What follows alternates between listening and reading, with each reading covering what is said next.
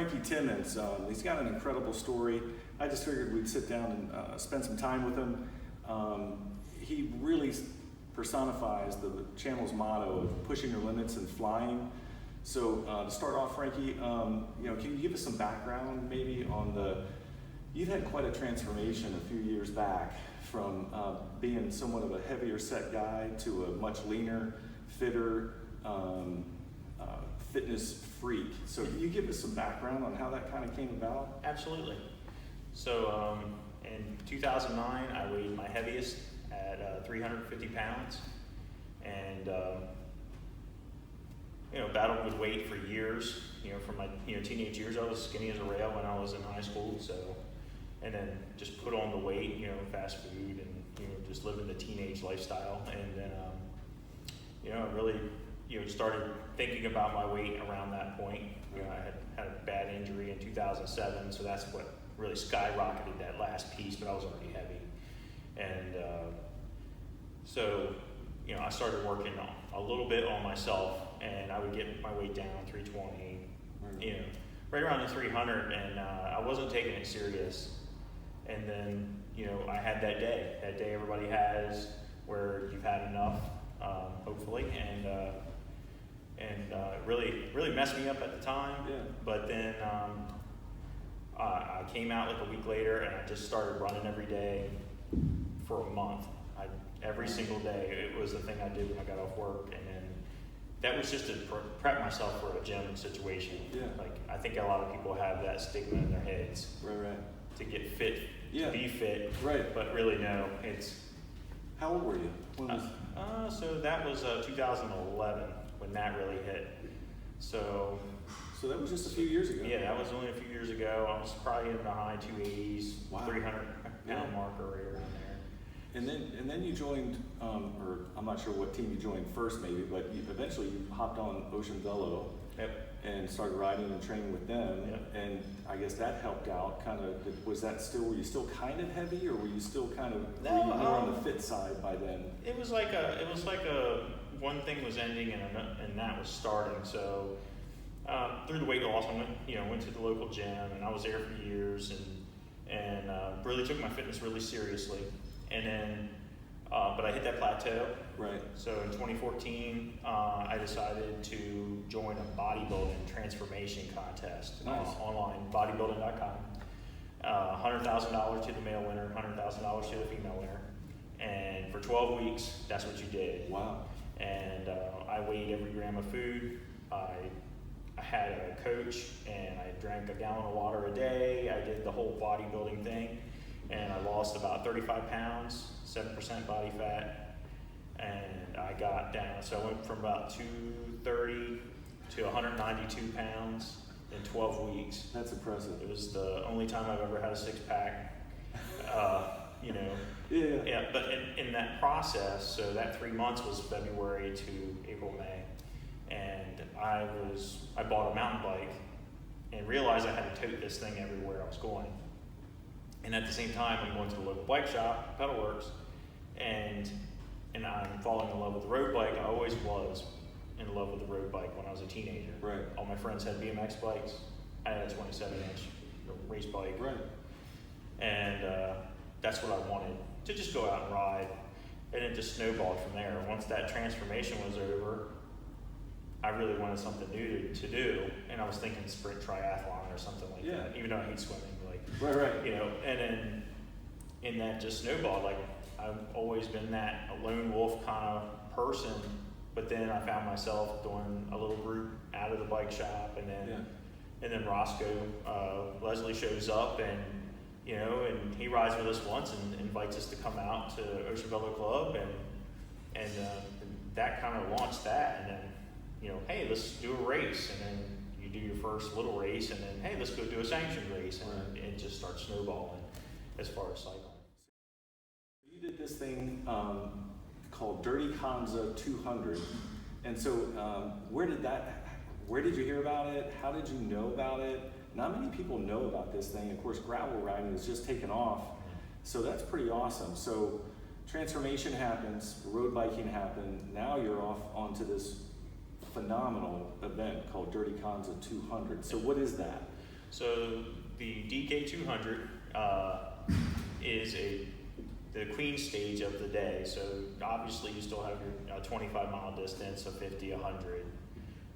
Then you have the 200, and you have an XL, which is only open to so many people. It all is.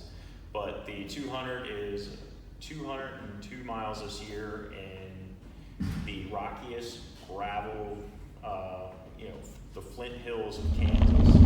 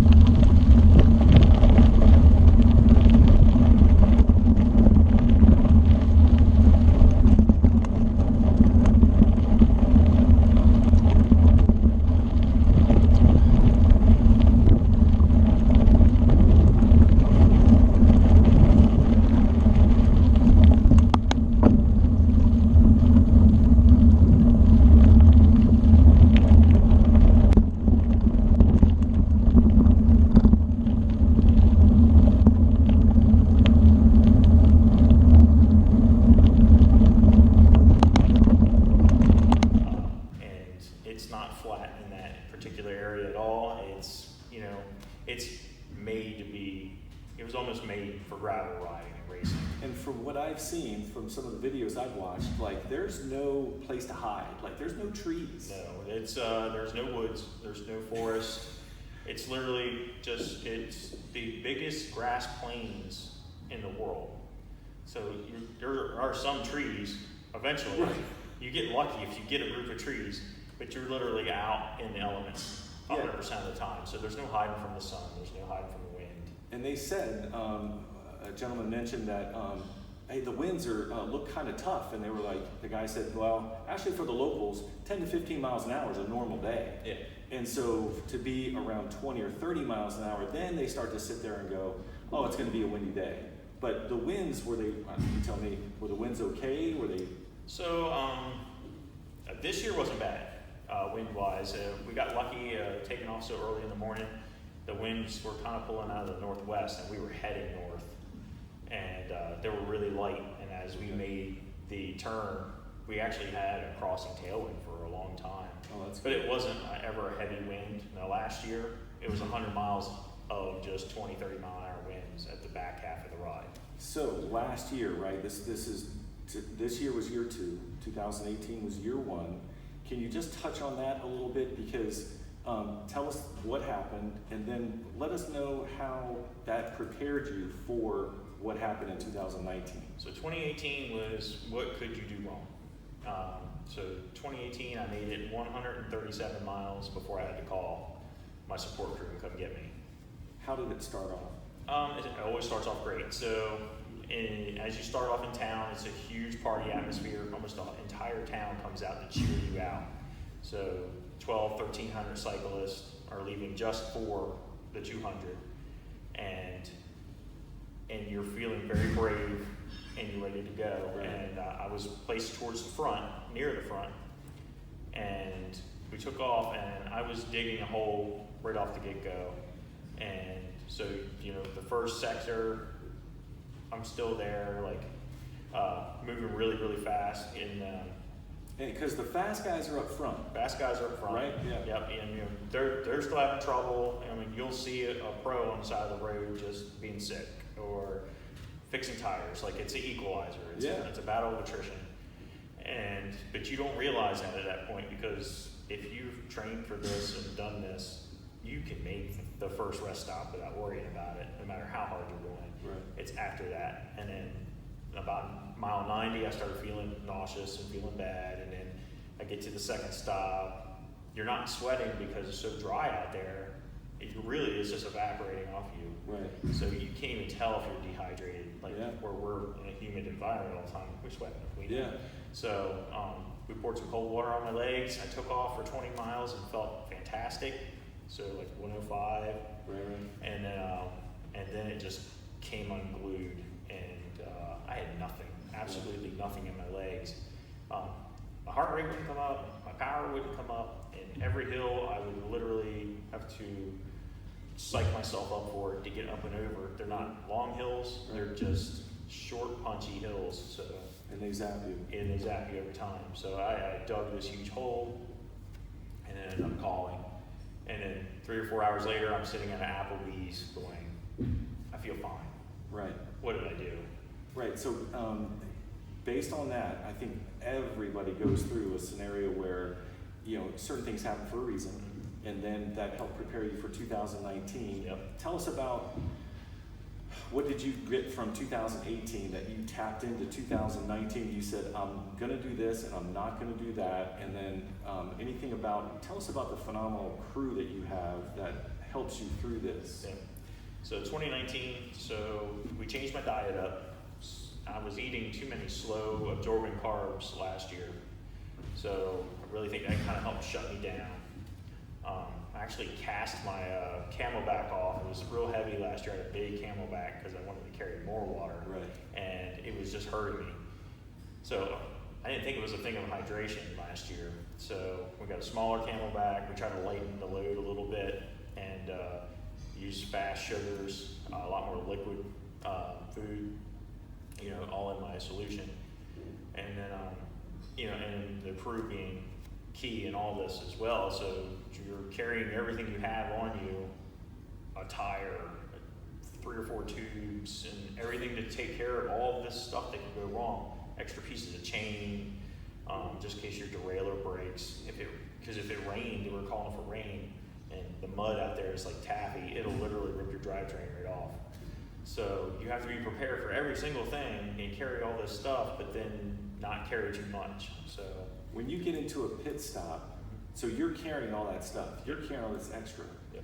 And then when you get to the pit stop, your crew is there, which Yep. included who? Who was in the crew? This year was my wife Holly and my stepdaughter Brenna. I haven't needed on since I left. I'll clean your GoPro. Oh, the GoPro too.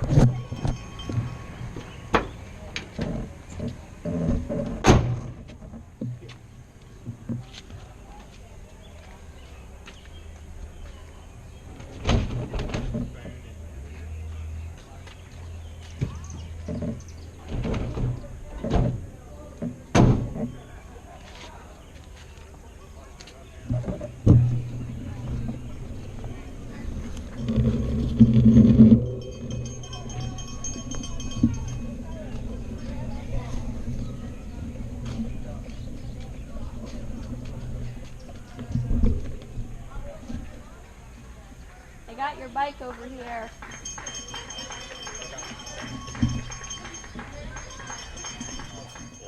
And so they have what? What do they? So they are ready to go. So we had, my stepdaughter was taking care of the bike. So she washed down the drivetrain. We had a little pump sprayer. Right. And she'd wash it down real quick, wipe the chain and stuff down, and re-lube the chain. Cool. And just make sure everything was good. Her job was, you know, you have to think about the little stuff, like all my trash went in my left back pocket. And so she was supposed to take the trash out and restock my other pocket and with food. And they're filling my Camelback, and they have 2 bottles ready to go and a bottle for me to drink while I'm there. Okay. And the rule was I had to drink that entire bottle before I left. Nice. And then that way we were on top of hydration. And luckily where you come into a pit stop, it's all color coded. So every section's a red or blue, and you just keep going till you find your color. Okay. And then they'll wave you in. So you waved in, we had a bathroom right around the corner. Everything was actually really nice on the first stop. So Good. at mile 65, I was eating a slice of pizza, eating a pancake, and then I knew I was going to be digesting food. So as soon as they took care of that, had some ice towels ready to go, an umbrella, sit for a few minutes, and then go. So good. Is there like a time frame that you kind of mentally say, or do you sit down with your crew, family, and say, I want to get in and out within 10 minutes, or is it 15 minutes? Or Yeah, that's like, if anybody's ever going to step out and do that kind of racing, you can't sit too long. Your legs are dirt, your body's going, I'm ready to recover. So it was like 10 minutes. We really wanted to be in and out in about 10 minutes. So I didn't want to rush through it because you'll forget things. But then, we had our little checklist, and that first stop was perfect. And and I was in and out and gone. I think that's really good. I hope the viewers really get a good idea. Hopefully this will be a good template for them to kind of understand. You have to, like you said, detail everything out, that almost down to the minute, to make sure your preparation and your timing, even the trash, like those little key points can make or break. When it's out there when you're out there for 200 miles, you need everything detailed out. Exactly. So fun-wise, like I think cyclists and endurance athletes have a kind of a different sense of fun, but it's still a fun event. Like you're lining up, and tell me about like Taylor Phinney and all the other guys that are out there, like Lachlan Morton and Alex House and Peter Stetton and all these guys. Like that makes it pretty awesome, right? Yeah, it does, and that was the thing. Like when we found out that when we knew for months that EF Education were sending riders, we didn't know who they were sending, and then we were told that Taylor Phinney, Lachlan, and Alex were going to be there. And at first I was like, I feel like they shouldn't be there.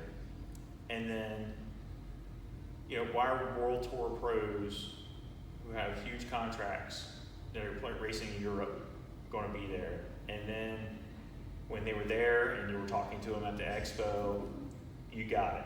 They didn't care about it. They wanted to ride their bikes with normal people and have a great time. And that's what gravel is all about. It's more about the fun, or more about the adventure part than the shiny, the tip of the spear. Because all they're racing for is a belt buckle and bragging rights. And one person's going to get that.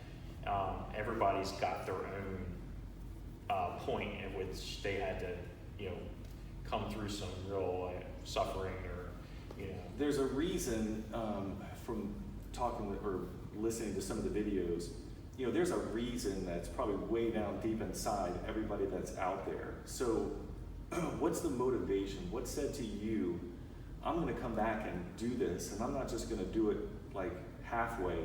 You're going all out. So where does that motivation, where does that drive come from?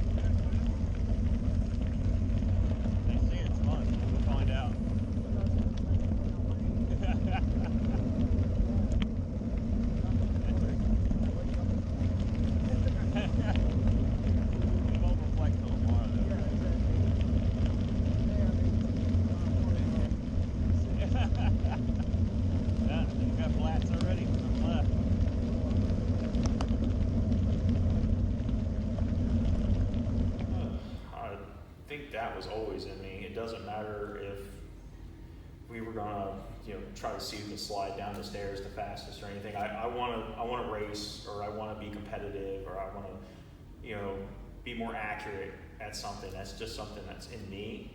And some people, and for this kind of thing, it's about finishing more than anything. Right. So last year, I didn't make it at all, and my goal was so huge last year as a top 50 that I pushed myself. I didn't know how to pace myself for it or anything like that. Right. This year, it was not any of that. It was finishing. And my wife was saying, "You're finishing this no matter what." And then I hit a really deep spot this year. Like I laid on the side of the road for half an hour before I could even try to get myself up, get on the bike. My legs wouldn't work, and then it was 4 miles to get to her. I had convinced her to come get me. Wow. And then I texted her one more time and said, "Just wait. I'm going to try one more time." What mile?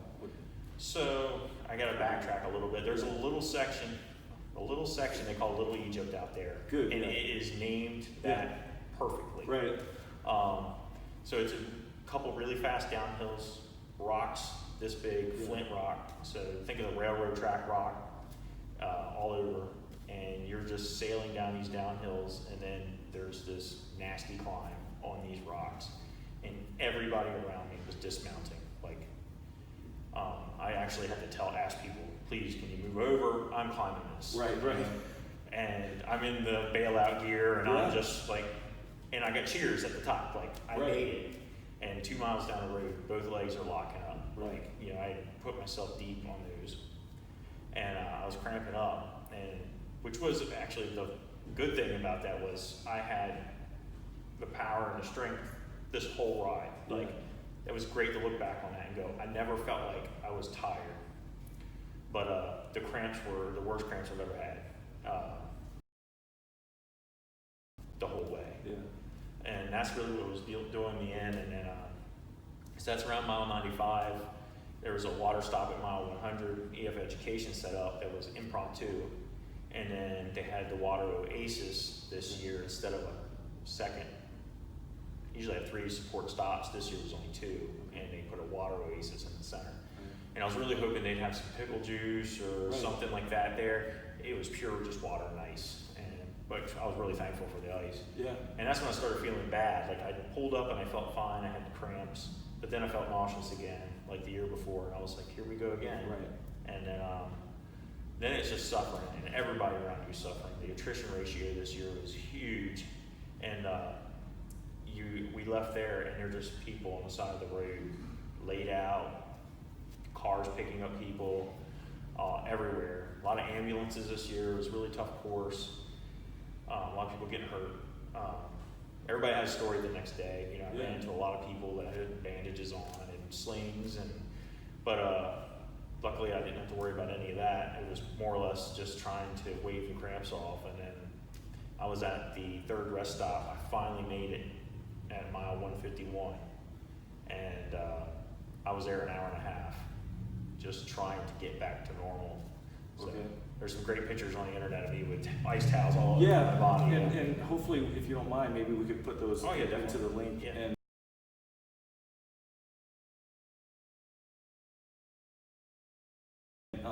so mile 150-ish, or what have you, is that like the wall? Because when people do marathons and they say mile 20, you know, just kind of keep an eye out. That's typically when people start to hit that wall. Whether it's a minor bonk or the nutrition is down or not enough hydration. But that is mile 150. Did you notice like? Yeah, it looks like there's a zone, a window of time. So I'm really coming apart 120, and then really like the deepest I ever been, worse than last year. And that was the real kick in the pants was when I got to 147, 4 miles outside of Council Grove, the town. And I knew she's only 4 miles away from me. My truck is there 4 miles away from me. And I couldn't get there. And then it was the deepest I've ever been.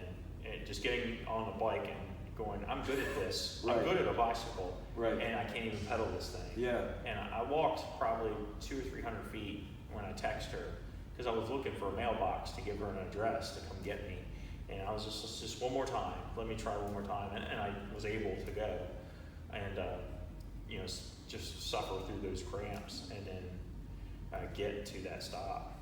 That's pretty amazing. I do believe that all things happen for a reason. So maybe if you had been able to get there, maybe your mind wouldn't have said, I'm going to keep doing this. You know what I mean? Like, so that's pretty interesting that just before that rest area, you know, you start to kind of fall apart, but somewhere deep down, you dig deep and you say, I'm going to finish this thing. You know, and not a lot of people would have done that. I think a lot too is like, when you put yourself out there too, like it wasn't a surprise. I had put my Wahoo link out. I signed up under Wahoo to be tracked as a huge group of Wahoo users. So it was on the internet, like people were watching all day. And I was getting messages all day across the screen. And I did catch that, like later on, and it was kind of like, I don't know if it was like 9 o'clock or something, and it was on Facebook, and I said, holy crap, he is still racing or still riding. And that's when I was like, let's go, keep going, or whatever, you know what I mean? So I think that was great. I was hoping that there was going to be a transfer of information somehow to you. I didn't know if it was just going to go to Holly or what have you, but I hope those things help. You know what I mean? Because It did. It's actually funny. I had people all day long. Cliff Alpert. I just had like my neighbors. They were like, we had T-shirts made, and they're texting me. Obviously, I'm not messaging anybody back. So after the hour and a half at Council Grove, I took off, and it was amazing the difference.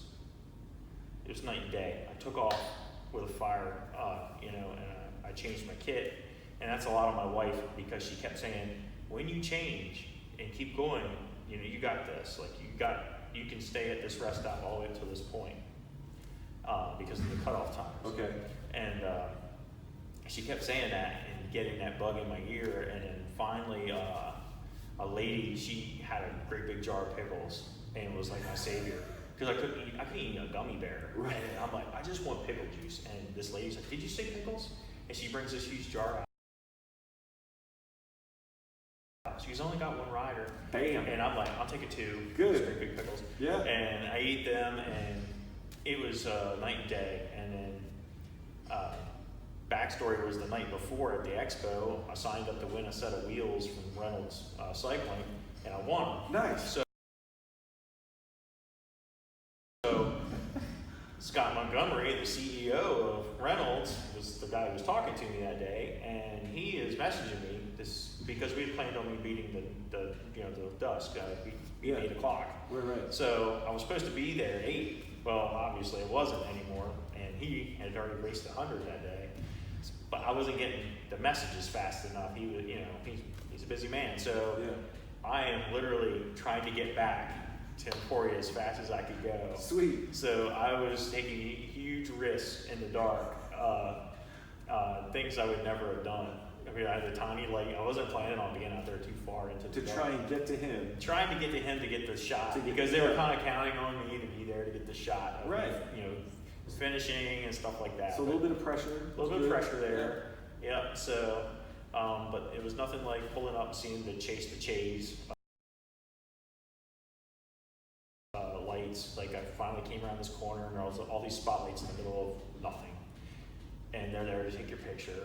And the whole time I'm like, what am I going to get my picture taken of? And obviously then it was like, what time is it? That was my picture. And then the lady saying, you only got 20 miles left. But as a roadie, we always, that 20 mile an hour number's always in your head. Out there, it's not. You're skewed a little bit. But we were really flying down some of these descents in the dark. It was a lot of fun. And you got a full, so as far as like your equipment setup, lights obviously super important. Well, very important. What kind of lights were you running? So, obviously, definitely a flashing, because these are still public roads. These gravel roads are. Okay. The way they routed it was you were heading into like Jeep country. Okay. That was the hard part in the middle of the day, and they did a great job. Smooth, really tough in the middle of the day, and in the back half was actually not that bad. It just got more and more tame as you got towards the Did you see vehicles out there? Yeah. Oh, you got dusted. It was very dusty. It never rained. Okay. It's not a ton of vehicles. I mean, in the meat of the day, there was a lot of ambulances and Jeeps trying to get to people that were hurt. Right. And then at night, people leaving Emporia, because they've been there all day watching riders come in. They were going home, and you would just get a car coming by. And at every intersection, there would be a group of people cheering for you. That's cool. It was like a party thing. It was awesome. But as far as lights, like I only ran a 250 lumen light on the front, which was okay. Like next year, I had an extra battery with me anyway, but a little brighter light. I actually rode behind somebody for miles with a huge light on. I'm like, okay, he's going the pace I want to go. Right. And then, blinking light on the back, and so much gear as far as like you got your computer, and you got make sure you have an extra battery pack to charge your phone, because it's operating through everything, and then just being smart with your computer, make sure the backlight's off during the day. You're turning it on at night. Like I made a mistake. I have a visor helmet. Okay. And it got dark, and I'm like, wait a minute, why is it so dark? Yeah. And then I flipped it up, and I'm like, well, now I don't have anything on my eyes, but I guess you still need some sunglasses or some kind and of stuff clear like that. glasses. Just little like things like that, and then I had a top tube bag, and that's where my spare tire and tubes and 6 extra gels were sitting in there. I never ate anything after I left the third stop. I just couldn't even handle eating anything. And I had liquid nutrition on. And then Camelback, it's really small. It doesn't really have but one little small pocket, but just pure water in that. And then, what about what kind of bike were you running? so that's funny. 3 weeks out, I was on a Trek Boon. Pretty much had that thing dialed in, and then I completely broke the bottom bracket. I destroyed the carbon in it. So I had to pull the bike out from last year, which is a 29er Diamondback mountain bike that I converted to gravel. So it still had a huge fork on the front. Yeah. So every downhill, I felt like I was perfect. Right. And then every uphill was terrible. So like pound wise, like what would you say the Diamondback is? So that thing with nothing on it, well, I gotta make sure I'm right. So it was like 28 pounds alone. And then with everything on it, it was like 42 or 40 something like that. So you're 200 miles is tough enough on a decent like gravel road bike with nothing on it. Yep. But you're pulling somewhere around 40 pounds or 50 pounds. It was like 45 pounds, yeah, because I was probably like 210 to 215, and I weighed myself with the bike after the fact with the water bottles and my Camelback, and it was 260 some pounds. Gotcha. So you hope to get back the bike that the Trek Boon for next year maybe? Next year is a total brand new build. It's gonna be probably what people would spend on a high-end super road bike. It's gonna be a super gravel bike. Nice. Just for this. Tell me about next year. So are we doing the 200 or are we Next gonna... year, so I crossed the line. Nice. And I said, I never have to come back to Kansas again. I don't have to. Right. And an hour later, we were planning our trip back. Because the town is infectious. The expo is so big and infectious because you can walk up to whoever you want to from that company, and they're approachable.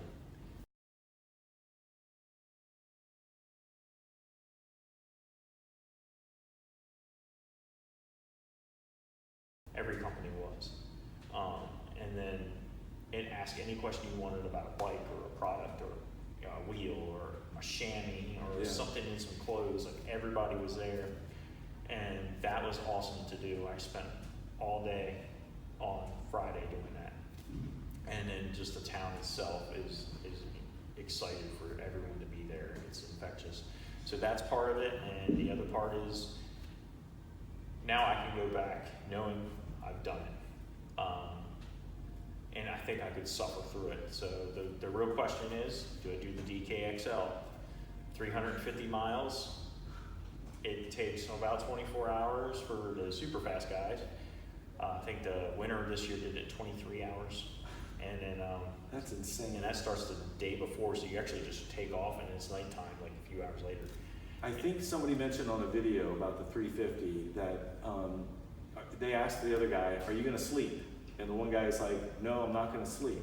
So that's even a decision for the 350. Yep. So that's impressive. And they have zero support crew. You have to have somebody there to just pick you up. And all their support is gas stations. So they actually, a friend of mine had a checklist of gas stations where he was going to stop and grab something to eat. Because you just can't carry enough stuff. Yeah. And then, or do I go back and do the 200 and go 100% in? Right. Being the roadie I am, being the competitive person that I am. Yeah, dude. Let me tell you, congratulations on getting it done. I don't think, did anybody else from Salisbury or from the area do Dirty Kanza 200? No, so I'm the only person in Delaware. I'm pretty sure I'm the only person on the Eastern Shore that's done that did the 200. Actually, a guy out of Salisbury was supposed to go and do the 100, but he couldn't make it. So I'm the only one around here that's. So you're famous, all right? Yeah. So yeah, we're semi-famous. Semi-famous, yeah. That's impressive, and I just hope that for some of the viewers out there, like you guys and gals hear the story and you can kind of tap into what Frankie's bringing to the table. I think we're all relatively normal, kind of average guys and gals, and for some reason or other we want a challenge. Frankie heard about this thing called Dirty Kanza and decided to go after it. So from his tips, hopefully it'll spark somebody out there to kind of say, I'm gonna do Dirty Kanza. Maybe it's the 100, maybe it's the 200. Obviously start off at the lower end and by all means reach out and touch base with Frankie. A wealth of knowledge and hats off to your whole family for the support. So thanks for tuning into this, and we hope to see you out there on the roads or on the gravel. I would like to say hats off to Emporia, because everything I've ever watched on videos and with Frankie's testimony, you guys put on one heck of an event. So congrats. Frankie, thank you, buddy. No problem. Thanks, Sonny. All right.